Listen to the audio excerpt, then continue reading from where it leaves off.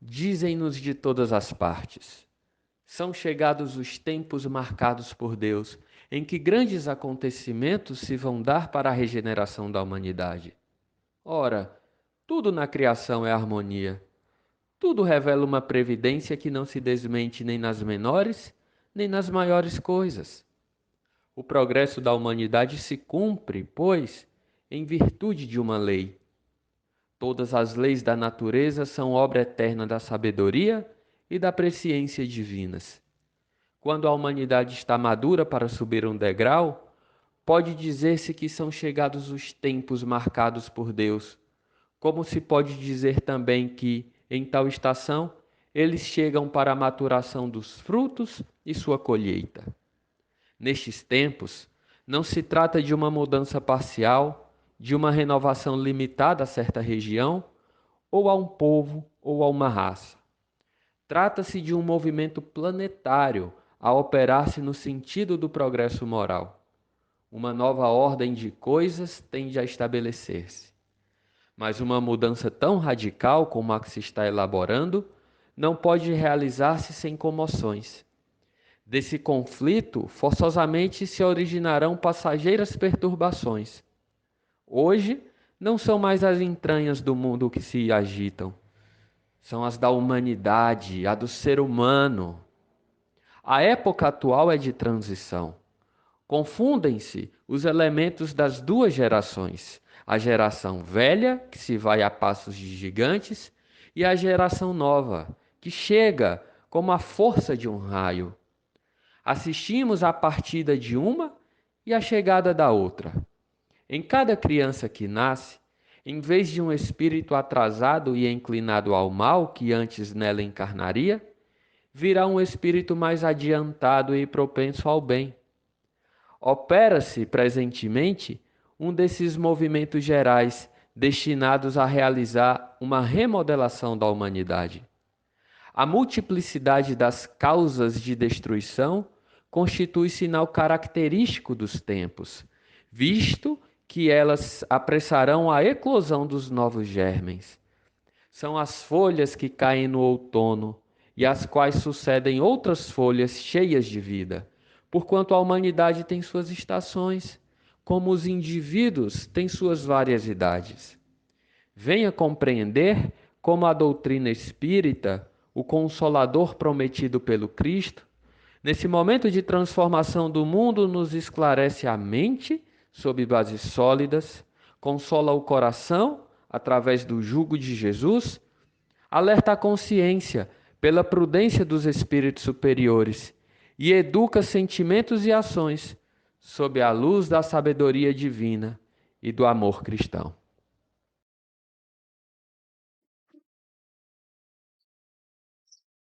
Boa noite.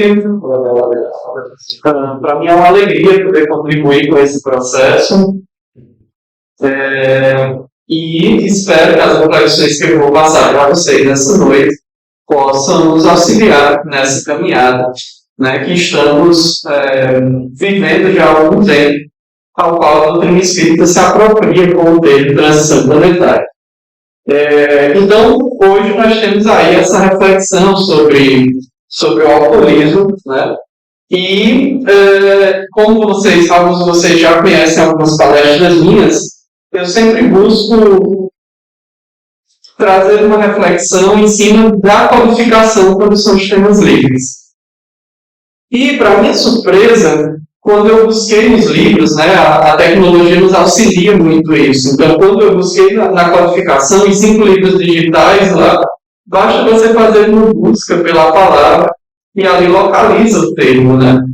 E, por incrível que pareça, existem pouquíssimas referências, ou quase nenhuma, vou falar para vocês nessa noite, especificamente ao álcool, ou ao alcoolismo. Então, no livro dos Espíritos não existe nenhuma... Existe apenas uma ocorrência como metáfora, falando sobre como se destila o álcool, também se destila os desejos e os interesses do ser humano, então não é nada específico ao vício, ao alcoolismo. No Evangelho segundo o Espiritismo não há nenhuma recorrência. No livro dos médiuns também há a mesma lógica de apenas uma ocorrência como metáfora. no céu e no inferno nenhuma ocorrência, e na Gênesis existem apenas 3 citações de novo sobre o álcool quanto propriedade e não necessariamente sobre o alcoolismo. Então, daí eu já comecei a minha reflexão, né? Então, existe sim um trecho de uma obra que nós consideramos como referência da doutrina espírita, um trecho de Sexo e Destino, de André Luiz, em que ali sim ele esclarece as relações espirituais, inclusive obsessivas em torno do álcool, e eu vou passar para vocês essa passagem dessa noite.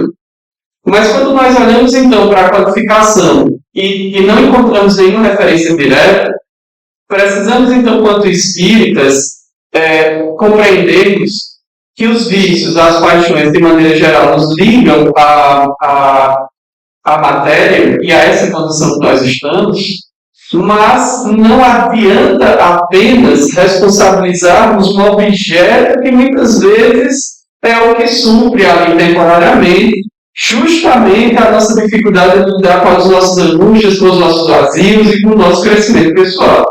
O que eu quero dizer com isso? Não existe. É importante que a gente chegue à doutrina espírita e a gente possa desenvolver uma consciência mais ampliada das nossas ações perante o mundo. Ora, afinal de contas, é sobre isso que trata a transição planetária. Então, não adianta responsabilizarmos a pessoa, ou muito menos, incluirmos as pessoas que consomem álcool, que são diferentes dos alcoólatras, nós vamos refletir sobre isso essa noite também, como pessoas ruins, ou de pouca vibração, ou de baixa vibração, que não deveriam estar no planeta Terra.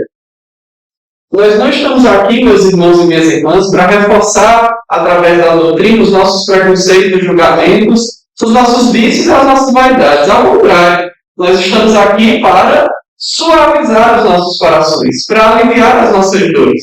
Então, quando olhamos para um tema tão complexo quanto esse, é importante a gente começar a tirar a capa do estamos certos e os outros errados. Porque se entrarmos nessa postura, nem estaremos vivenciando a doutrina espírita, nem estaremos nos aproximando desse processo de transição planetária. Eu fui um filho que crescia em um lar em que meu pai e meu avô eram alcoólatras. Então eu tinha tudo para vir aqui essa noite e dizer a vocês que o álcool é ruim e causa de obsessão e que destrói os lares. E de fato, destrói os lares. E as estatísticas mostram isso. Mas meu papel como orador da doutrina espírita não é reforçar o ódio, a raiva e a diferenciação. Ou pelo menos eu penso assim, não é meu papel. Meu papel é trazer uma reflexão para que juntos possamos entender e fazermos parte desse processo. Parece que a gente fala assim, a sociedade é desse jeito, a sociedade é violenta, a sociedade, como se a sociedade fosse um ente externo, como se a gente fosse participar, como se a gente não tivesse incluído nesse processo. Então, sim, o álcool é um dos motivos que leva as pessoas à morte de várias maneiras. O álcool é, sim, responsável pelo conflito em várias áreas de famílias. Mas o álcool se representa como objeto, como manifestação das nossas dificuldades morais, emocionais e da nossa dificuldade de lidar com as nossas próprias feridas internas. E aí o alcoólatra, que aí vamos diferenciar, né, esses termos, o alcoólatra encontrou no álcool essa saída temporária para aliviar temporariamente as dores da alma e da matéria. Mas aqui estamos nesse planeta, no ano de 2024, todos nós temos mecanismos que nos ligam a uma estratégia muito semelhante desses nossos irmãos alcoolistas ou alcoólatras. É que, às vezes, meus irmãos, o objeto do nosso vício é socialmente aceito. Por exemplo, eu estudo em excesso. Eu estudo compulsivamente. Quem vai me dizer, não é hora de parar? É muito bonito para a sociedade uma pessoa que estuda, que lê, que faz isso, que trabalha em excesso, mas talvez guarde uma mesma origem emocional, fragilidade, de pessoas que usam determinadas drogas lícitas ou ilícitas. Diria eu, então, que a minha droga era a leitura. Diria eu, então, que inclusive foi uma armadilha que eu sofri na própria doutrina espírita, que eu deslizei na própria doutrina espírita. Eu faço esse movimento de estudar a doutrina há algum tempo. Eu iniciei em 2007. E na minha caminhada, meu primeiro mergulho foi teórico. Eu consumi a doutrina espírita teoricamente, até que alguém, uma pessoa que me ajuda muito nessa caminhada, né, a minha esposa, me puxou a orelha e disse assim: de que serve saber tanto? Se você não consegue sequer falar de uma maneira que seja entendido nas suas palestras. Com muito carinho, né, ela fez isso, assim.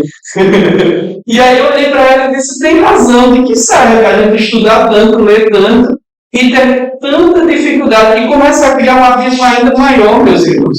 Porque nós começamos a ter um olhar, e de novo, a fé raciocinada que Kardec nos propõe não é uma fé baseada em julgamentos, é uma fé baseada em lógica, e é raciocinada, mas não deixa de ser fé. Kardec não disse assim: olha, aqui é uma ciência exata e incontestável. Não. Usamos a razão para dirimir algumas dúvidas, para esclarecer algumas perguntas. Quando estamos indecisos por qual caminho ir, a gente segue a razão na doutrina espírita. Mas continua sendo fé. É fé raciocinada.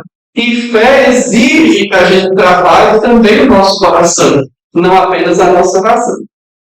Então, sabendo que não existe nenhuma referência direta ao álcool ou ao alcoolismo na codificação, eu ainda assim não me contentei em abandonar a codificação. E aí eu vou trazer para vocês um trecho do Livro dos Espíritos, especificamente a questão número 952. Eu estou com uma colinha aqui, viu? Não é tudo da minha cabeça, não. Estou com o roteiro aqui. A questão número 952, onde Kardec, a espiritualidade benfeitora, nos esclarece sobre o suicídio moral ou suicídio voluntário. Então, nós sabemos que essa forma de viver daquelas pessoas que encontraram o álcool uma espécie de fuga do seu sofrimento moral, quanto mais consciência elas têm que estão fazendo mal ao próprio corpo, e ainda assim insistem nessa caminhada, nesse hábito, nesse estilo de vida, eles estão causando uma morte voluntariamente. Aqui eu peço um parênteses para vocês.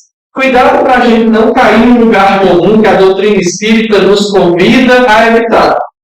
Às vezes a gente diz assim: quem bebe muito é um suicida intencional, né? Um suicida involuntário, enfim, é um suicida. E ele vai chegar lá e ser recebido como suicida. Cuidado, meus irmãos, assim. Vamos evitar essa romantização que a gente faz, né? Que às vezes a gente está muito habituado em assistir nos filmes e nas novelas, achando que quando a gente desencarnar vai ter lá um corte, né? Que vai me julgar e vai dizer assim: não, Adam, você vai para tal lugar porque você fez isso e aquilo outro. Não é assim que funciona, né?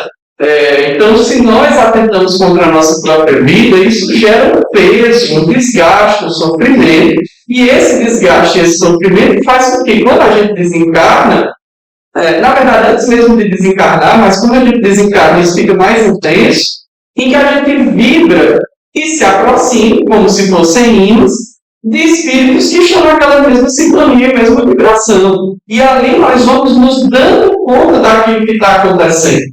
Antes fosse, meus irmãos, que fosse tão bonitinho assim essa cena de uma pessoa chegando e dizendo: olha, você fez isso e aquilo outro, vá para tal lugar sofrer. Antes fosse, muitas vezes a gente sequer se dá conta que a gente desencarnou.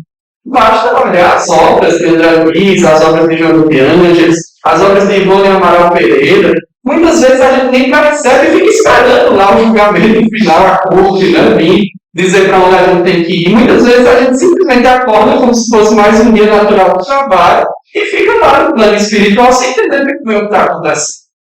Então a doutrina espírita nos traz essa postura de refletir sobre isso. Então, uma pessoa que não foi capaz de cuidar da própria alimentação, das próprias escolhas aqui na matéria, né? Pensando num alcoólatra em que está em sofrimento profundo, que muitas vezes sequer consegue se alimentar bem, estando vivo, é óbvio que no plano espiritual vai sofrer também. Então, não é pelo alcoolismo somente, é pela consequência das suas ações. É pelo contexto da caminhada que nós estamos vendo aqui na matéria. Né? Mas, para se deter especificamente a qual citação é mais falada nas palestras espíritas sobre esse tema, nós temos, né, como eu já citei no livro Sexo e Destino, um trecho do capítulo 6, aquele livro que foi psicografado por Chico Xavier e por Valdo Vieira. Valdo, inclusive, né, deixou aí o movimento da doutrina espírita, mas nessa época ainda estava junto com o Chico. E André Luiz relata especificamente uma situação de uma pessoa que ele está acompanhando na família, chamada Cláudio Nogueira. E eu não vou ler o trecho inteiro porque é um pouco longo e ainda tem alguns pontos que eu gostaria de apresentar para vocês. Mas basicamente o que André relata ele está, André em espírito, né, observando Cláudio Nogueira, que está aqui encarnado, como se fosse a gente. E o Cláudio está sentado lá no sofá, lendo as notícias. E aí o André Luiz ele percebe em espírito que dois espíritos entram naquele recinto e começam a falar com o Cláudio, a deixar sugestões para que Cláudio se levante e beba uma dose de uísque que estava naquele ambiente. E nessas sugestões, em um determinado momento, o Cláudio, sem sequer perceber o que está fazendo, meio que no automático, né? Às vezes a gente não faz as coisas no automático, né, na vida. Aí o Cláudio se levanta, vai lá, põe uma dose de uísque, bebe, e aí o outro espírito se aproxima, também faz sugestões para o Cláudio, e aí o Cláudio leva uma segunda dose e o André percebe que aquela substância, né, ela é meio que espalhada para aqueles dois espíritos, né, também. Como se aqueles espíritos, precisando daquela substância, incentivassem lá o Cláudio para ter essa ação. André Luiz aproximou-se agora sim, trecho do livro, porque eu quero ler para vocês verem bem com detalhes como que ele relata isso. André Luiz aproximou-se então de Cláudio para avaliar até que ponto ele sofria mentalmente aquele processo de fusão. Então, se o Cláudio estava sofrendo mentalmente, emocionalmente, por essa aproximação desses espíritos, essa fusão, né? Essa ligação. Mas ele continuava livre, no íntimo, e não experimentava qualquer espécie de tortura a fim de render-se. Hospedava o outro simplesmente, aceitava-lhe a direção, entregava-se por deliberação própria. Nenhuma simbiose em que fosse a vítima. Olha só que interessante, André Luiz observa. O Cláudio não era vítima. Mas os dois espíritos sugeriram lá. Pois é, mas não havia sofrimento, nem era vítima. Ok. A associação era implícita, a mistura era natural. Efetuava-se a ocorrência na base da percussão, apelo e resposta. Eram cordas afinadas no mesmo tom. Então não havia um processo de obsessão, não havia um processo de sofrimento intenso. Havia ali dois espíritos sugestionando uma ação específica em benefício próprio que precisavam ali de alguém na matéria para fazer isso. E aí o Cláudio acabava cedendo. Então fica a pergunta, Adam, o alcoolismo, e aqui eu abro um pouco mais a reflexão. O alcoolismo, assim como qualquer outro vício e paixão, pode ser sugestão dos espíritos? Podem ter espíritos nos sugestionando? E aí eu vou responder já. Antes de responder, quero só comentar um detalhe.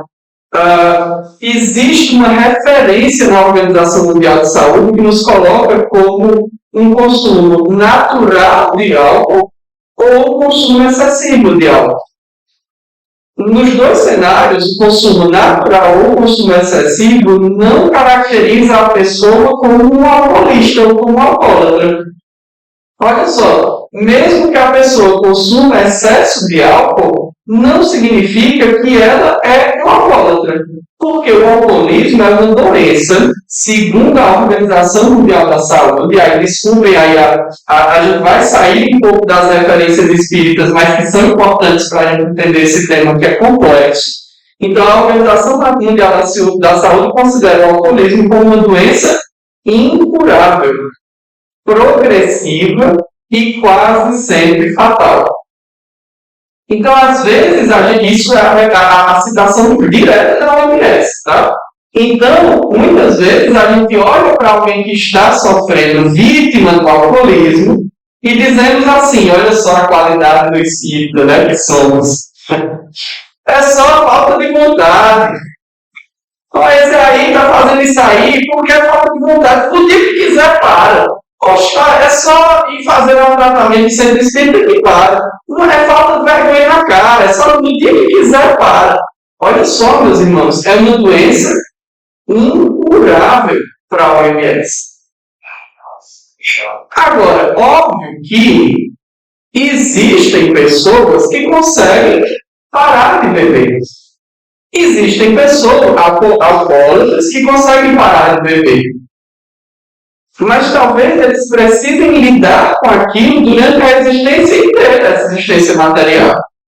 Então, o primeiro olhar que eu convido a todos nós a sairmos daqui nessa noite é entendendo que muito mais do que atribuir mais uma característica ao alcoólatra, né? Assim, é alcoólatra e obsediado.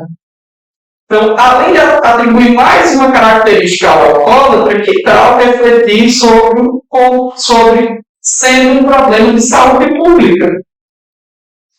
E que tal pensarmos como espíritas que, se estamos encarnados no ano 2024 em que tem problemas graves como o alcoolismo, talvez faz sentido para mim, não sei se para vocês, que talvez eu tenha envolvimento nesse processo. Talvez eu tenha alguma participação nesse processo.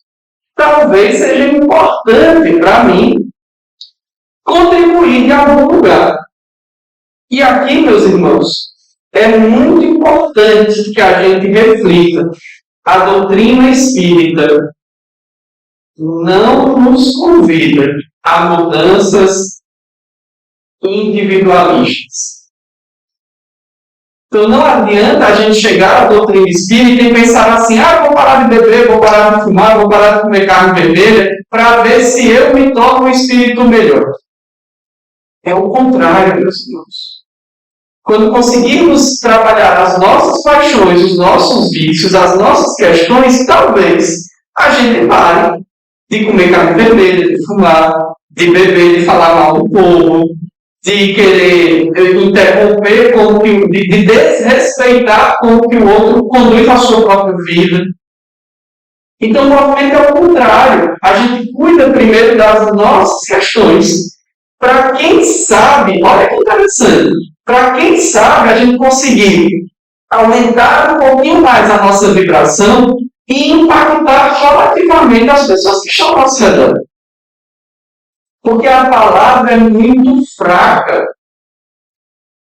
A doutrina espírita precisava da codificação. Precisava, porque é uma fé raciocinada. Mas se os espíritos que organizaram, né? Os espíritos que auxiliaram, que fizeram lá as mensagens, as transcrições, se não fossem espíritos moralmente avançados, não tinha dado nada, meus irmãos. Nenhuma palavra foi escrita pela mão de Jesus. Nenhuma. Independente das pessoas que acreditam ou não nele, ele marcou a humanidade. Independente de quem acredita nele, ele marcou de dividir a humanidade. Você pode ser ateu, pode querer desacreditar Jesus, mas você conta o ano de 2024 depois de Cristo.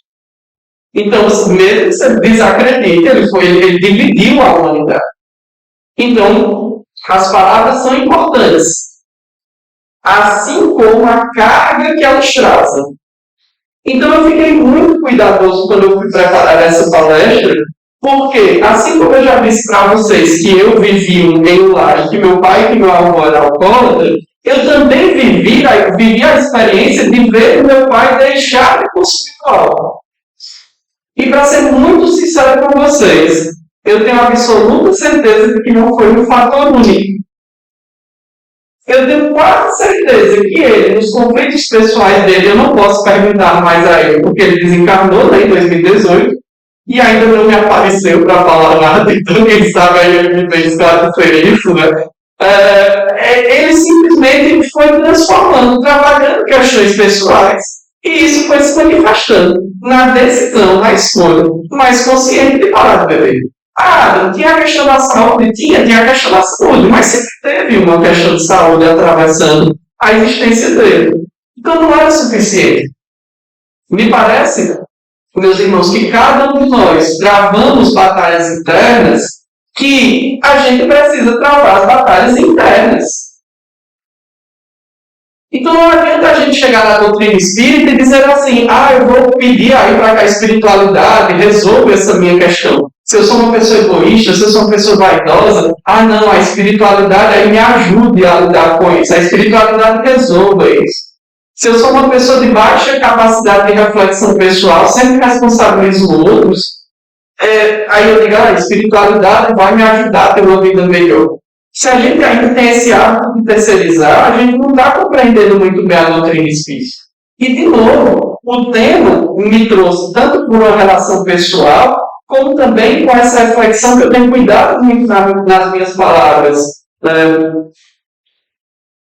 A atenção para não usarmos a doutrina espírita como um reforçador dos nossos julgamentos, das nossas vaidades, dos nossos egoísmos. Porque aí a gente sai por aqui e na esquina tem um bar. Aí a gente sai assim, tudo obsediado. E a gente não percebe que talvez nesse olhar de chamar o outro de obsediado, a gente está carregando os nossos obsessores. E ele está aplaudindo lá, falou lá de novo de uma pessoa, e se alegrando lá. E aí eu vou voltar então para aquilo que eu estava falando sobre os espíritos podem então influenciar alguém a beber.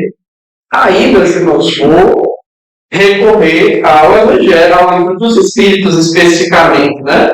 Então, na questão 459, Kardec pergunta objetivamente: os espíritos influenciam as nossas ações? Aqui eu estou falando das minhas palavras, mas é basicamente isso. E a espiritualidade benfeitora responde: sim. Para ficar claro, Kardec pergunta: os espíritos influenciam as nossas ações? E eles respondem: sim, muito mais do que vocês imaginam. Por vezes, eles vos dirigem. A espiritualidade diz assim: os espíritos nos influenciam. E às vezes até mesmo nos dirigem, nos orientam, nos coordenam, né? Dirigem as nossas ações. Aí a primeira vez que eu li essa mensagem, essa resposta, eu tive uma tendência a pensar assim: nossa, mas que injusto, quer dizer que de repente tem espíritos aqui mal intencionados que me influenciam. Aí recentemente não, alguns anos depois eu parei e pensei assim: peraí, mas a espiritualidade não respondeu que ações eles influenciam. Por que é que eu tive a tendência, aí eu já tenho a resposta, como eu sou espírito imperfeito, a minha tendência foi olhar para as atitudes desagradáveis, violentas, agressivas. Então eu pensei assim: então quer dizer que quando eu vou lá e bebo, quando eu vou lá e xingo alguém, quando eu vou lá e faço coisa errada, tem um espírito me influenciando. É possível. Mas significa dizer também que nessa noite, enquanto eu estou buscando interpretar e trazer para vocês aquilo que eu organizei aqui, tem espíritos influenciando a minha fala e a minha conduta. Então os espíritos que nos influenciam podem ser espíritos, eu não gosto muito desses termos, mas para facilitar a minha fala, podem ser espíritos bons ou ruins. Podem ser espíritos bem intencionados ou mal intencionados. Podem ser espíritos que estão em sofrimento ou que estão querendo contribuir com a humanidade. E aí, então, Kardec, mais na frente, pergunta: por que permite Deus que os espíritos nos excitem ao mal? E aí ele dá uma resposta mais longa, mas tem um trecho que eu quero destacar, que diz assim: os espíritos imperfeitos são instrumentos próprios a pôr em prova a fé e a constância dos homens na prática do bem. Espíritos imperfeitos correm até auxiliar no mal. Logo, prestem atenção, logo que desejes praticá-lo. Então, quem seleciona os espíritos que vão me auxiliar na minha caminhada sou eu mesmo. Então o espírito pode me influenciar ir lá e beber, pode me influenciar e fazer aquilo outro, pode me influenciar, pode. Mas isso já está em mim. Isso só entra em ressonância. Então, qual é o meu desejo de fazer o bem? Qual é o meu desejo de transformar a realidade? É sério, meus irmãos. Às vezes a gente acha que é uma tarefa muito complexa. Pensa assim, mas eu vou ser o salvador da pátria, vou mudar a realidade toda do mundo. Não, a gente não precisa mudar a realidade toda do mundo. Muitas vezes a gente precisa mudar a realidade nossa com nós mesmos. Com nós mesmos. Às vezes a gente vive uma existência inteira com baixa capacidade de reflexão, com baixa capacidade de perceber as dificuldades que a nossa alma traz de existências anteriores. Onde está a minha vaidade? E aí é mais interessante, onde está a minha vaidade nesse instante? Porque quando eu olho para o Adam de 10 anos atrás, eu reconheço vaidades manifestadas de outras formas. E aí agora eu percebo vaidades manifestadas de outras maneiras. Porque a gente caminha, né? Porque a vida passa e a gente caminha. É importante que a gente continue errando. Nem sempre o mesmo erro, porque aí é pedir paciência demais à espiritualidade benfeitora, né? Por exemplo, um erro que eu acho que eu já compartilhei com vocês na minha última palestra. Isso é um erro, mas uma inadequação, que eu insisti muito na doutrina espírita por anos seguintes. Em minhas preces eu dizia assim, ainda digo às vezes, deslizo. Digo assim, olha, que a espiritualidade benfeitora me ilumine para que eu possa fazer tal coisa, ou para que eu possa, que a espiritualidade benfeitora me ilumine para que eu faça uma palestra adequada. E aí um dia, recentemente, eu parei e disse assim, para ti, olha que interessante esse pensamento, que a espiritualidade benfeitora me ilumine, mas a espiritualidade é como se eu estivesse pedindo para que eles fossem ou não seres que iluminam os outros. Olha a dúvida aí dessa frase. A espiritualidade benfeitora sempre ilumina, meus irmãos. Sempre. É papel deles. Não precisa rezar pedindo isso. É a essência dos espíritos benfeitores. É iluminar os outros. Então não é pedir para que a espiritualidade benfeitora me ilumine. É assim, que eu consiga ver a luz que a espiritualidade é. Que eu consiga abrir os meus olhos, que eu consiga entender a mensagem, porque ela está sendo dada. Jesus está posto no plano espiritual, iluminando a todos. Os espíritos amigos e dedicados estão à disposição. Estão de prontidão nesse instante. Cabe a nós irmos em busca. Cabe a nós fazermos esse movimento de aproximação.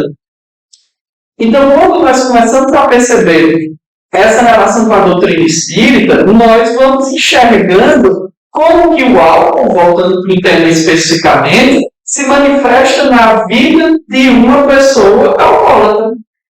Então, aquele sujeito tem uma possibilidade, tem algumas possibilidades de ter escolhido o álcool, né? Não é a palavra, mas ter despejado no álcool esses desafios. Às vezes, e aí cuidado, a espiritualidade sempre nos coloca como possibilidade. Às vezes, um alcoólatra nessa existência está sofrendo ainda reflexo de existências anteriores. Às vezes é um alcoólatra que já vem diversas existências fazendo consumo excessivo de álcool. E aí, quando reencarna com essa mesma característica em seu perispírito, né, que é uma informação um pouco mais técnica dentro da doutrina espírita, mas já traz essa marca da tendência ao alcoolismo. E aí ele reencarna nessa existência já com essa marca, e ali ele é convidado a lidar com isso. Aí, de novo, meus irmãos, assim, aí às vezes a gente quer resumir o pensamento. Aí diz assim, eita, essa resposta aí eu sei. Então, se ele foi alcoólatra em existências anteriores, nessa existência ele tem que brigar para evitar o uso do álcool, né? E olha só, meus irmãos, na doutrina espírita é um processo de crescimento. Não é uma briga, não é uma luta. Quais são os trabalhos que a pessoa tem que fazer em si mesmo para que naturalmente ele coloque a relação com o álcool em um lugar mais saudável? Porque se eu consumo álcool em excesso, eu estou olhando para o objeto álcool. Se eu nego o álcool em excesso, eu continuo olhando para o objeto álcool. Aí eu viro um moralista. Isso é errado, não pode beber, isso altera as nossas capacidades mediúnicas, mas eu continuo olhando para o álcool. De uma forma diferente. Antes eu consumia, agora eu condeno. Mas a direção do meu olhar é a mesma. Eu continuo exercitando a minha ferida moral. Só que agora de outro jeito. Em vez de beber todas, eu fico só condenando quem bebe. Eu continuo exercendo a minha ferida moral. Eu continuo explicando. Então, o que é que eu tenho que trabalhar em mim nessa relação com o álcool? O que é que eu tenho que trabalhar nas minhas vaidades, nos meus egoísmos, porque a doutrina espírita diz que tudo se resume a vaidade e egoísmo, nas feridas morais. Então, quais são os meus egoísmos, quais são as minhas vaidades que me impedem de olhar um pouco mais além? De entender que talvez o álcool na minha vida não faça bem, mas que se ainda está presente aí na existência da Terra, tem alguma função a cumprir. Se ainda existe, é muito simples, meus irmãos. Ou a gente concorda com essa história de que Deus é a causa primária de todas as coisas e inteligência suprema do universo, ou a gente não concorda. Porque se a gente concorda com isso, a gente tem que concordar com as coisas que estão postas.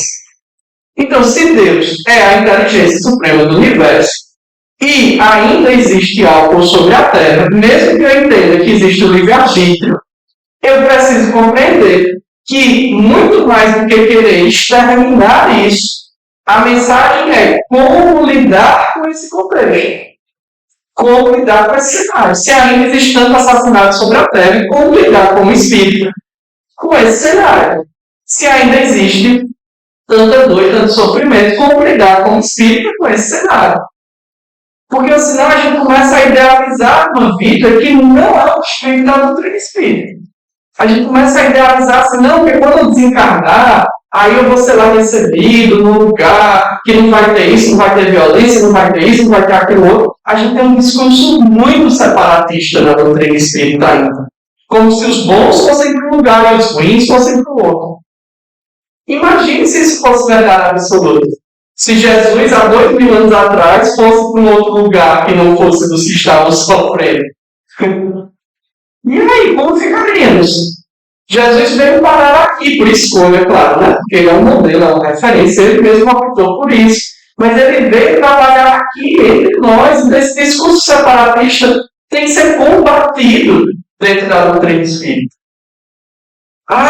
Então quer dizer que agora eu preciso pegar o Evangelho, um livro aqui, Sexo e Destino, e ir lá no barzinho e ler para o pessoal não está lá. Sim, é entrar em conflito, né, meus irmãos? É desnecessário esse conflito.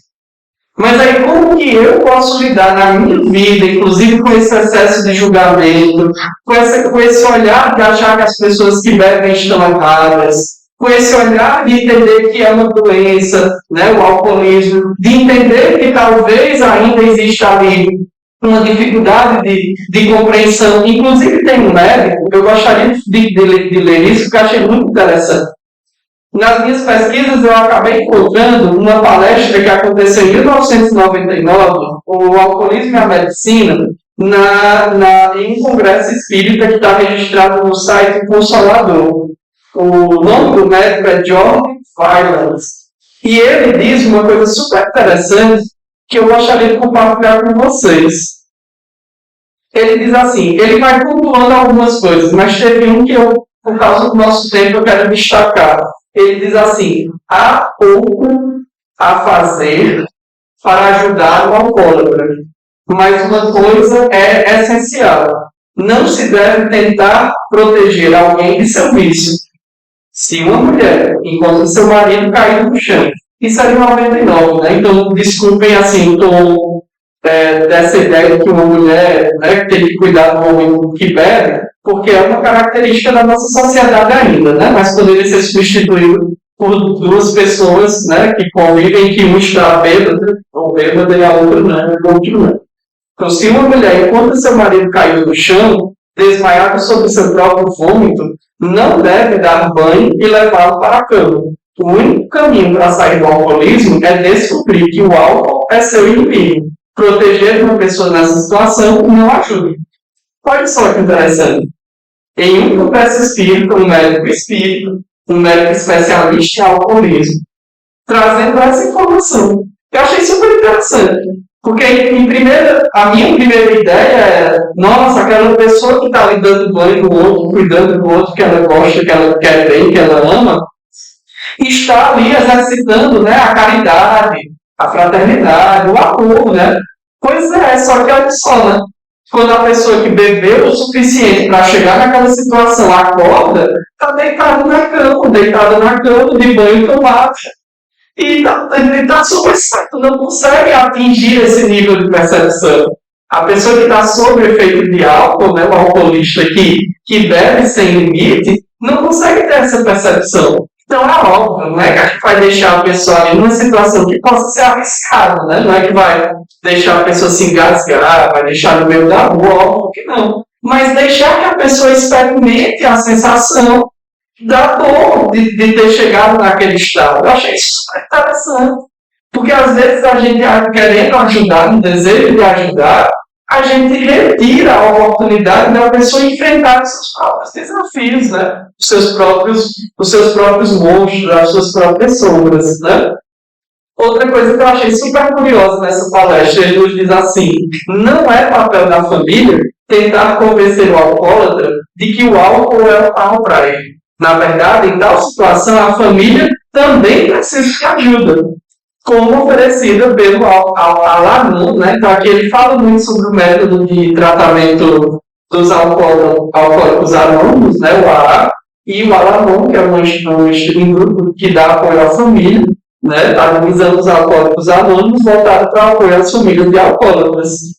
Então, nós vamos percebendo, né, que nesse processo é um processo de lidar com suas próprias questões, de conscientização, de crescimento interior, né, que o alcoólatra precisa viver e que a família também precisa viver. E, de novo, meus irmãos, como nós estamos num contexto em que culturalmente é aceito, né? Então eu acredito que todos nós aqui nessa sala já tivemos uma história, ou na nossa família, ou com o nosso vizinho. Eu tenho certeza que não é exclusivamente minha essa história de uma pessoa que nasceu e que cresceu indo lá que havia a presença do álcool.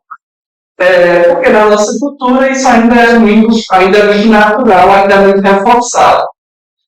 Então o convite é, se você está aqui essa noite porque você tem dificuldade em lidar com o álcool, então saiba, né, que existem influências espirituais sim, que existem influências inclusive de outras existências sim, que existem influências hereditárias até mesmo, né, da sua família, da forma como você conviveu, né, com seus pais, com sua família e tal. Só que o convite é importante que você encontre forças internas, e a doutrina espírita nos auxilia bastante nessa caminhada, para encontrar essas forças internas junto com a espiritualidade benfeitora para lidar não com o álcool, mas somente, né? Porque também com o álcool. Mas, além do álcool, com qual é a ferida moral que me leva a beber exaustivamente e perder a consciência das minhas atitudes. Né? Então, eu lido com o álcool e também com o meu egoísmo, com a minha vaidade. Então, aqui neste trabalho, né, em trabalhos como esse, inclusive na evangeloterapia, enfim, a doutrina espírita pode dar suporte, caso você seja a pessoa que se reconhece como alcoólatra. Inclusive, se reconhecer como alcoólatra é um desafio, porque muitas vezes a gente pensa que o alcoólatra é aquele que bebe 3, 4 dias seguidos e chega em casa desmaiado. Esse também pode ser. Mas também pode ser alcoólatra aquela pessoa que tem uma dependência ao álcool. Então, por exemplo, bebe ali uma quantidade até grande, mas não chega nesse estado, assim, né, de ficar dependendo dos outros, mas bebe todo domingo uma quantidade excessiva, e de repente alguém chega e diz assim, olha, o teste para saber se ele está alcoólatra ou não, é assim, vou decidir por livre e espontânea vontade ficar no final de semana sem beber. Então, se você tiver dificuldade de fazer esse teste, provavelmente você precisa de ajuda. Se você começar a ficar nervoso, se os sentidos ficarem meio atrapalhados, então provavelmente você precisa de ajuda, tá? Ah, não, mas eu bebo pouco. Mas aí não é a quantidade, é a dependência. Assim, o teste é, vou ficar sem beber. Corre para esconder a vontade, para ver o que, é que vai acontecer. Né? Então, faz o teste. Se você tiver dificuldade, busque ajuda terapêutica ou psiquiátrica, porque talvez você precise de ajuda. Né? Ah, mas eu vim para essa palestra não porque eu tenho dificuldade com álcool, eu vim porque eu gosto de vir para o Centro Espírita. Então, que possamos sair daqui na certeza de que quando olharmos para os nossos irmãos alcoólatras, que possamos lembrar que eles estão ali manifestando um dom e que o nosso julgamento não vai nem beneficiar, nem prejudicar o processo dele, mas vai prejudicar o nosso processo de crescimento moral. Então, quando eu olho para o alcoólatra e digo, é um isso, é um aquilo outro, falta força de vontade, está vendo, está destruindo a família, está não sei o quê, eu não estou nem ajudando, nem prejudicando ele, não. Mas eu estou comprometendo o meu crescimento. Porque na próxima existência pode ser eu lá, que vou estar desfrutando no alto os meus desafios, as minhas dificuldades. Porque eu ainda estou tão ligado a esse tema que se quer, que ver uma pessoa em sofrimento me causa raiva. Quando eu estou... Vejo o meu estado de crescimento moral. Eu olho para uma pessoa em sofrimento, inclusive sofrimento físico, né? Porque está no fígado, está deteriorado. Eu olho para uma pessoa em sofrimento e em vez de me causar... em vez de me entristecer, de me tocar em algum lugar, eu acho com raiva, com indignação. Então, se você veio para essa palestra sem nem saber qual é o tema direito, ou não frente a desafios com o alcoolismo, vamos sair daqui refletindo sobre isso, sobre como que nós impomos os nossos julgamentos, não somente para alcoólatras, mas para qualquer pessoa que vive um tipo diferente. Ontem eu estava conversando com uma pessoa que é adventista do sétimo dia, e eu conheço pouco sobre a religião. E nós estávamos conversando, e a maioria das pessoas sabe que eu sou espírita, e eu disse a ele que eu sou espírita. Passando, ele me contando como era o jejum, as preces e tal. E aquilo eu faço esse exercício com frequência, e para mim, com religiões diferentes, e para mim é muito fortalecedor. Porque quem sou eu para dizer que o melhor para a humanidade é ser espírita, minha gente? Nem Kardec. Kardec, ao contrário, disse o oposto. Kardec que é o espiritismo. Se a gente achar que o espiritismo é a solução de todos os problemas da humanidade, a gente está dando a prova, ou atestado que a gente sequer se dedica à doutrina. Porque o que é o espiritismo? Kardec diz isso assim, ó. O espiritismo não é para todos. O espiritismo é para aqueles que têm dúvida. Aqueles que já têm sua fé, já têm suas certezas, fiquem com suas certezas. Estão lá, que é o espiritismo escrito por próprio fundo dele. Um materialista chega para ele e diz, se você abrir as portas da reunião mediúnica, eu sou uma pessoa muito influente e posso divulgar muito a doutrina espírita. E Kardec diz assim, problema é seu. Se você não quer estar com a gente para estudar junto, não é bem-vindo, não vem. Ora, mas eu vou falar mal do espiritismo e tal, vou falar mal da sua pessoa, da sua conduta. Eu não posso controlar isso. Você é bem-vindo se você quiser conhecer a doutrina. Mas se você quiser para fazer influência, para aquilo outro, não. Então, veja só, né? A doutrina espírita é para nós, que aqui estamos nos conectamos com isso. E devemos respeitar, sem fazer distinção, as outras manifestações. Porque às vezes ele diz assim, mas fulano está lá porque é o grau de evolução dele. Como se, porque está lá, seja onde for, fosse mais ou menos evoluído do que a doutrina espírita. Sim. Então, sim. Hitler era vegetariano, né? Segundo alguns estudos. As pessoas também aprovam realmente assim, não é pessoas ruins, né? Não faz mal a ninguém, né? Tem seus dois. Às vezes se manifestam ali, né? Aí eu fiz essa comparação com o Hitler e a gente pensa que fez, né? Ser vegetariano. Decidir, né? Sim. E até Hitler, né? Até Hitler a gente deve olhar entendendo que ele manifestou e causou muita dor para as pessoas, mas até ele nós temos que aprender a olhar com amorosidade. E, por favor, meus irmãos, eu não estou dizendo amorosidade no sentido de que a gente tem que passar a mão e dizer coitadinho. Não, ele vai responder pelo mal que ele fez. Ele vai responder. Ele está respondendo, né? Na verdade, já aconteceu há algum tempo. Agora, como eu olho para essa história, me entristece. Eu tenho o direito de me entristecer. Porque foi uma atrocidade para a humanidade. Tem gente que acha que está querendo que aconteça de novo, né? É maluco isso, assim. Então me entristece. Mas não adianta também eu querer culpar só o Hitler. A pessoa, o espírito que encarnou, ele deu voz a um monte de gente que pensava de forma semelhante, que agia de forma semelhante, e que a gente precisa olhar com um olhar humano para tudo isso, para evitar que siga aqui. Então, absorver, para a gente ir alterando essas vibrações que levaram a humanidade a um sofrimento tão intenso quanto aquele. Eu sei que esse negócio de desenvolvimento moral e espiritual é complexo demais, né, gente? Assim, queria eu ter uma receita, dizer, pessoal, é só fazer isso, está tudo certo, que a gente vai crescer moralmente, né? Queria eu, mas não tem essa solução. Faltam 5 minutos para encerrar a minha fala, e eu quero concluir com uma breve reflexão de um autor que também não é espírita, mas é um estudioso dos vícios, compulsões e identidade. Na verdade, ele é um músico que se tornou um teórico de uma das áreas que eu estudo como profissional, e ele se chama Todd Epstein. O Todd, ele já desencarnou, ele já morreu também, e ele se interessou por estudar vícios, compulsões e identidade, porque ele tinha um irmão que era viciado, né, ou era em cocaína ou era em heroína, e ele começou a desenvolver métodos e procedimentos para o tratamento desses vícios. E ele tem uma frase muito forte que eu gostaria de deixar vocês com essa reflexão por causa do tema da noite, que ele diz assim: todo vício tem uma origem, e essa origem, segundo esse autor, então não estou dizendo que é verdade absoluta, né, só uma forma de ver essas questões emocionais. Todo vício, para esse autor, nasce como uma espécie de vazio, de buraco. E esse buraco ele é causado principalmente na nossa primeira infância, em que por algum motivo nós não nos sentimos suficientemente amados pelos nossos pais, especificamente os nossos pais biológicos, né? Aqueles que trouxeram a nossa vida aqui a esse planeta. Então, para o Todd Epstein, o vício tem essa origem.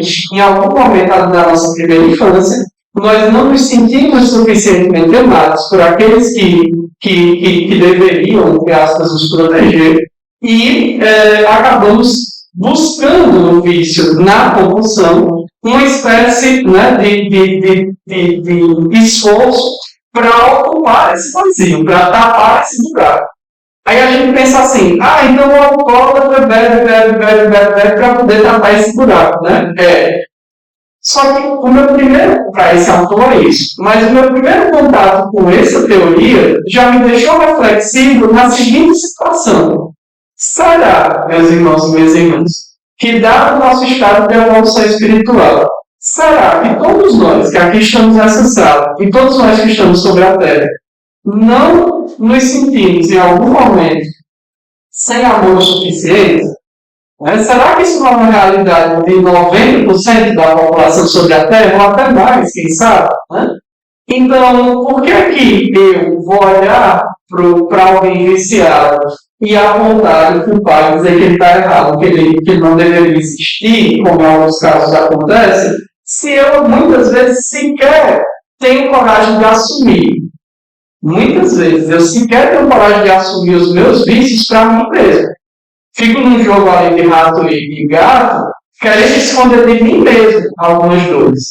Então, para fechar a minha fala, a solução, se é que tem solução, mas a direção que a doutrina do Espírito nos dá para tudo isso, é trabalhar com duas ferramentas principais que deveriam ser lembradas todas as palestras, em todas as casas espíritas. Primeiro, a caridade.